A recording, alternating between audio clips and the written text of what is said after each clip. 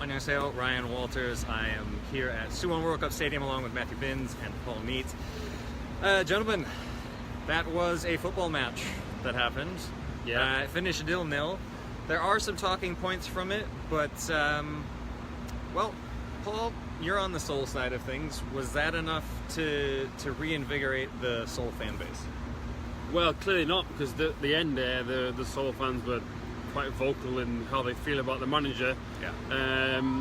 There was some boos and some chants for Hwang out and such like. So, but they didn't lose though. So they have to take the positives from this, that they didn't lose. But it was against a 10-man Suwon team for quite some time. Yeah. So they did put on the pressure towards the end of the second half, but they just ran out of ideas. It's been the same all season.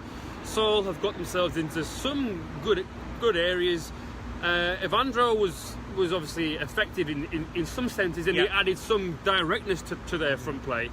And I know I talked about how I liked the way that Anderson Lopez and Evandro linked up, which I think they did do in the first half, and they did against Incheon.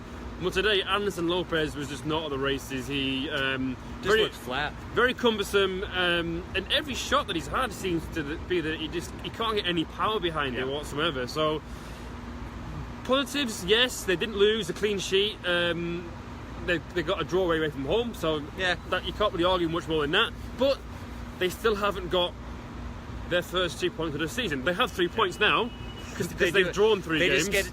They haven't done it all at once. They haven't done it all at once, no. So it's it just means that the game on Wednesday against Pohang, which is a tough game, because Pohang are flying, it's going to be not a must-win game, but it's going to be even more pressure on the manager to sort of try and tinker around with the tactics and find a way that he can get his team to win. Yeah. So Matt, on the other side of it, how do you think Suwon fans are coming out of this one feeling? They did have the red card that changed things, obviously. I think the red card, if they might use that to kind of justify the point, but to be honest, I think prior to the red card it was lethargic, and I don't think there was much inspiration for there. I thought it was they were quite well organised, this whole defence, and Suwon did little to break through them. I think the red card sort of was a good thing, because for Suwon, for the first time, something that doesn't normally happen, we saw Seoul changing his team. He had to adapt. It's true. And when he adapted, actually the game got livelier. There was more chances for Suwon. There was also more chances for Seoul because of the man advantage. But it took intervention from the referee to actually bring this game to life. A referee, I'd like to say, I thought did a very good job today. I thought he had a great game. I mean, we joked about it at the half while we were shouting over the microphones inside, but I mean, I thought the ref had a great game. I think also there are a couple of us in this group that have been a little bit critical of VAR in the past. I don't know who that would be. I've never been critical. No, none of us would have ever.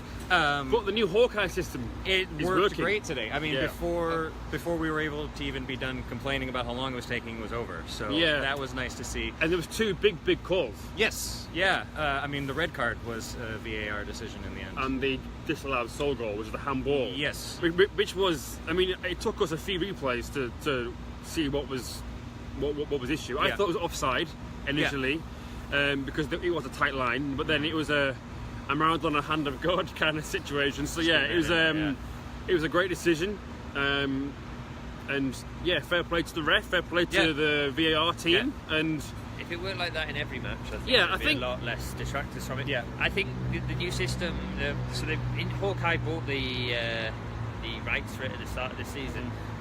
Now it's working with 16 cameras instead of what they had before, and it's relying more on the ref in the stand, the actual guy that's working through the earpiece a lot more. You don't see the refs going to the screen as much. You don't see the big VAR on the screen as much as you did at the end of last season. So it was quicker, unlike both teams' attacks, really. Because I think, you were talking about Suwon. I think the one person that impressed me that did bring that change of pace was Waganino. I thought that he came in and, we talked pregame that he hasn't really been playing that wing nearly as much. I thought he was a little more disciplined, offered some pace over there, but it wasn't enough in the end. We're looking at the stats right now. Seoul definitely had the edge. They had 61% of possession there.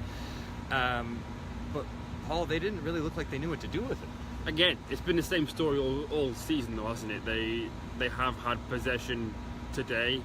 and in other games. Not so much last week because Incheon had the most of the possession last week, but it's just it kind of sums up Seoul this season. Yeah. Is the fact that they have had chances, they've got themselves into good positions, but they just don't know how to find the back of the net or find the right pass. More importantly, because clearly they need to find a way to use the forwards that they've got. But in fairness, Evandro has been injured. That was his first start today. So that clearly that they're trying to get him to play off the shoulder of the last man, because he does try to work the space between the fullback and the centre back. If you have him off the shoulder with his strength and his power, his speed, then Seoul might have something to work with. But they need somebody to counter him with, and clearly Hwang didn't think that was Park Ji-young, because Park Ji-young started today on the bench. He came in late. He came in after the red card even, which was a really interesting substitution to see them kind of going for it like that. But it wasn't enough. So again, this is another match. I think there are positives to take out of it, but for Seoul, this is another match where the attack looked toothless, didn't look like they knew what they were doing. And for Suwon, this is another home match without all 3 points coming from it. So, well, you seldom ever see a home side have so little of the ball. I mean, less than 40% of the possession. Which, obviously that's going to get skewed a little bit with the red card, but there was 70 minutes that happened before that. Yeah, but even in the first half, the stats weren't much different. It was 64-36 right, in the first half. So even with 11 men on the pitch, things, maybe they were a little bit too cautious because they knew what happened on Tuesday, where they left themselves exposed at the back. So maybe that's why they were not quite as adventurous. Yeah. But 0-0 draw, not a great advert for the K-League. But, unfortunately, both teams can take positives from it. Yeah. Seoul got clean sheet and a point away from home is always a good thing. Suwon, at least, I don't think it can be a positive. You can't. No. Honestly, actually, I think it's just, you're playing a Seoul team. Yeah, you're playing a Seoul team on the ropes, though. A Seoul team that struggled for form in every your own week. house. Yeah. And apart from a couple of serious injuries like Matthew German's long layoff, there's still a relatively strong team there for Suwon. They should be doing better with that talent that's available to them. Again, the tactics have to be called into question every week. It's 3-4-3 every week. They're great when it falls into their favour, but when they play at home and teams like Seoul today defended well and structured well, and like Sydney just organised, there's no way of breaking through, and there needs to be change now. I think not in terms of the management doesn't have to be that rash, but there has to be change tactically. Something else has to be tried, because the players who could cause teams problems are not getting the ball in those dangerous areas. Like Dejan Damjanovic, which somehow we didn't talk about him up until this point. The man of the hour had a really good look early on in the first 5 minutes of the match. Had a really good look, skewed it just a little bit wide. Didn't really get a lot of service, wasn't able to do too much about it. But as far as things go with him, we were lucky enough to speak to him after the game. So if you subscribe to us on YouTube, and if you're watching this on YouTube, just hang around after we're done talking and you'll see our very brief interview with him. Talking about what it felt like to be in a blue shirt for this one. But I think for us, that's going to about wrap it up today. A little bit... Wrap up is the word, because it is cold. It is. Winter has come back. It doesn't look like it when you look at the trees right now. But yeah, hopefully the next one that we're out for, it'll be a little bit warmer. Speaking of the next one that we'll be out for, we do have midweek games coming up this week, the first round of midweek fixtures. We will be at Sangam watching Seoul play Pohang, and Matt's going to be the keyboard warrior watching the match of the round, which will be Jeonbuk facing up against still first place Gyeongnam, which I might have that on my phone in the stadium, so I'm really looking forward to that Probably one. that guy. Yeah, I'm going to be that guy. And that one, just like today's super match, the Gyeongnam Jeonbuk game will be streamed for free everywhere in the world on KLeague.com. So if you want to watch that one, in HD, or HD, if you say it that way. And because it's an evening kickoff, if you're further west in the world, it'll be on a more reasonable time. Yeah. If you're at work, tune in. have it on your phone. Yeah, definitely tune in if you can. First versus second. Both teams are playing some attacking football. Could be a good one to watch. Should be fun. A lot of attacking talent on both of those sides, and squad rotation's not going to be an issue for either of them. That jumbo squad is delightfully deep. Anyway, so we're going to get out of here. We've got buses to catch. We've got things to do. You've got things to do. But thank you for watching. If you have any questions, comments, reactions, or anything else, get those in the comments below. And don't forget to subscribe to YouTube to see our interview with Dejan. Thanks for watching. This was your first time in a blue shirt for the super match. How did it feel?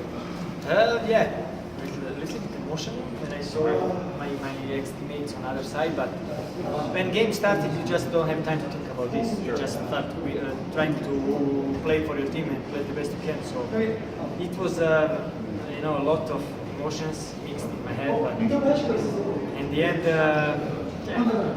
game finished. The game did finish. Yeah, 0-0. So many things happened on the pitch, but With the red card coming out, Yeah, you came off a little bit early. What was that like? okay, man. I can, I understand.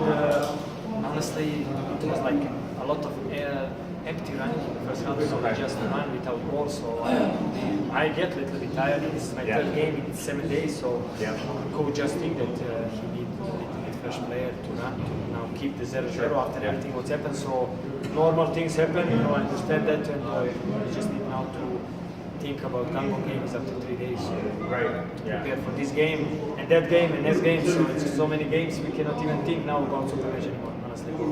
Well, I think we'll keep it quick today. I'll leave you out here on that one. So thanks for taking the time. Thanks, guys. See you. I'm Dejan, and thanks for watching. And if you like it, please subscribe here, and see you.